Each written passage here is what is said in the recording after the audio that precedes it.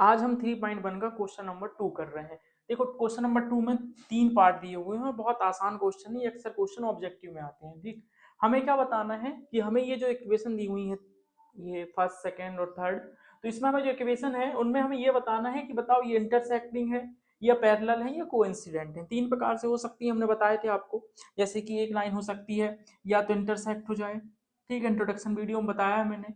या तो एक लाइन हो सकती है कि उसी के ऊपर एक और लाइन जाए, उसको कोइंसिडेंट लाइन कहते हैं। या दो लाइन हो सकती हैं जो आपस में कभी ना मिले, तो पैरेलल लाइन हो सकती है। ये 3 कंडीशन हमारी बनती है, हमें आपको ये पता है।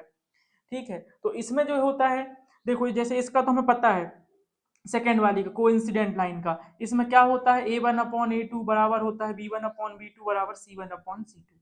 ये कोइंसिडेंट लाइन है, सेम वैल्यू रहेगी, उसी के ऊपर लाइन है तो दोनों की वैल्यू सेम रहेगी, इसमें कोई दिक्कत नहीं है। थर्ड वाली लाइन होती है पैरेलल। हमें मालूम है कि भाई दोनों लाइन पैरेलल होती हैं, तो दोनों के बीच का डिफरेंस तो सेम होता है, लेकिन हो सकता है एक बड़ी एक छोटी हो, तो ये नॉट इक्वल टू आ जाता है। ये 3 कंडीशन है। फर्स्ट वाली कंडीशन, इसमें तो बहुत आसान है, इसको याद रखना कि भैया अगर इंटरसेक्टिंग है तो दोनों पॉइंट एक जैसे नहीं है, ये बात समझ लेना। ठीक, तो ये 3 कंडीशन में हमें यहाँ पे बताना है। तो देखते हैं ये तीनों कौन किसको फॉलो करती हैं। जैसे फर्स्ट वाला क्वेश्चन है, A1 B1 C1 ये क्या होते हैं, ये मैथ्स के नंबर होते हैं। ठीक है, मैथ्स के नंबर या मैथ्स के साइन होते हैं। ठीक है, तो सबसे पहले चलो कंडीशन में सेटअप करते हैं। पहले क्या करना पड़ेगा, A1 की तलाश होगी, A2 की तलाश होगी, B1 की तलाश होगी, B2 की तलाश होगी, C1 की होगी और C2 की होगी। ठीक है, अभी मैं ये इक्वल टू के साइन नहीं लगाऊंगा, है ना, तो समझाने के लिए बता रहा हूँ कि चलो क्या करना है। A1 की वैल्यू क्या है 5, ये A1 होगा, x वाला पहले वाला A1 होता है, ये वाला A2 होगा तो A2, ये वाला हमारा B1 है 4, पर ये कैसा है, माइनस का है, और ये क्या है हमारा 6 है B2। ठीक, अब इसी को सॉल्व कर लेते हैं। देखो पहले इन दोनों को सॉल्व कर लो, 5/7 इसको सॉल्व करेंगे, 2 से कट जाएगा, 2 2 जा 4, 2 3 जा 6, तो -2/3। ये दोनों आपस में इक्वल नहीं है, तो शुरू से लेके चलो, आपस में इक्वल नहीं है तो ये कौन सी लाइन हो गई आपकी, कौन सी लाइन हो जाएंगी बताइए। अगर आपस में इक्वल नहीं है तो फर्स्ट ही वाली कंडीशन हो जाएगी इंटरसेक्टिंग। कहाँ गया, इंटरसेक्टिंग है ना, इंटरसेक्ट तो पूछा है। ठीक है, इंटरसेक्ट होगा।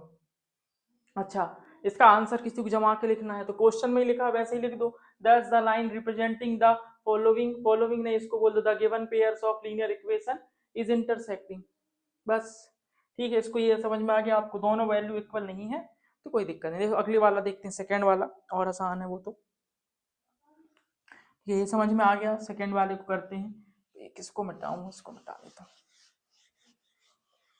हूँ। यहाँ देखो सेकंड वाले में क्या है हमारे पास, ये क्या है 9/18, अब सीधे करना चालू कर दो, 3/6 इज इक्वल टू 12/24। ये मैंने ये वैल्यू रख दिया, ये रख दिया, ये रख दिया, प्लस प्लस की प्लस की रख दिया।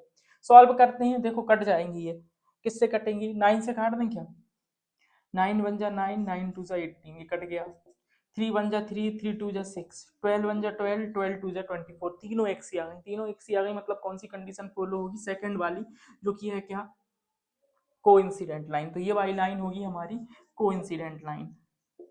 तीनों वैल्यू एक सी आपको दिख रहा है, सॉल्व करने के बाद हमें सॉल्व करना पड़ेगा, हमें जब तक काटना पड़ेगा जब तक वो कटती है, तब तो हम कंपेयर कर पाएंगे नहीं। आपको बेवकूफ बनाने के लिए हो सकता है कि 50 लिखा हो एक तरफ और एक तरफ 100/2 लिखा हो, अब आपको देखने में तो लगेगा कि अरे सर ये तो दोनों अलग अलग लिखी हैं वैल्यू, तो इसलिए सॉल्व कर लेते हैं कि हकीकत तक पहुंच जाए हम लोग कि उसकी रियलिटी क्या है। ठीक है, अब थर्ड नंबर वाले में चलते हैं। थर्ड वाले में देखो फिर से वैल्यू रखता हूँ, हाँ, 6/2 इज इक्वल टू -3/-1 और 10/9। ये हमने बहुत सारे क्वेश्चन ऐसे किए हुए। देखो ये माइनस माइनस के साइन सहित लिखेंगे, इसके आगे कोई नहीं है, मतलब क्या होगा, कोफिशिएंट 1 होगा, ये 10/9 होगा। देखो इसको काट देते हैं तो ये क्या आ जाएगा, 3/1, 3 से काट देते हैं या 2 से काट दो, 2 3 जा 6, 2 1 जा 1, 2 से कटेगा। ठीक है, ये क्या आ जाएगा, माइनस से माइनस काट दो, 3/1। ठीक है, 10/9 तो नहीं कटेगा भाई, ये नहीं कटने वाला और ये नहीं कटने वाला, इसका मतलब ये कौन सी कंडीशन होगी, देखो ये हो गई आपकी पैरेलल लाइन वाली कंडीशन हो गई, तो ये हो जाएगी आपकी पैरेलल लाइन। कोई बहुत कठिन नहीं है, लेकिन हाँ गलती हो जाती है, पेपर में ध्यान नहीं रहा, ऑब्जेक्टिव में ये क्वेश्चन आते हैं, इसलिए इनको अच्छे से तैयार करें, आप कंफ्यूज नहीं हो। 3 कंडीशन बनेंगी, 3 लाइन बनेंगी, एक तो बनेगी इंटरसेक्टिंग लाइन, ये पैरेलल लाइन और कोइंसिडेंट लाइन।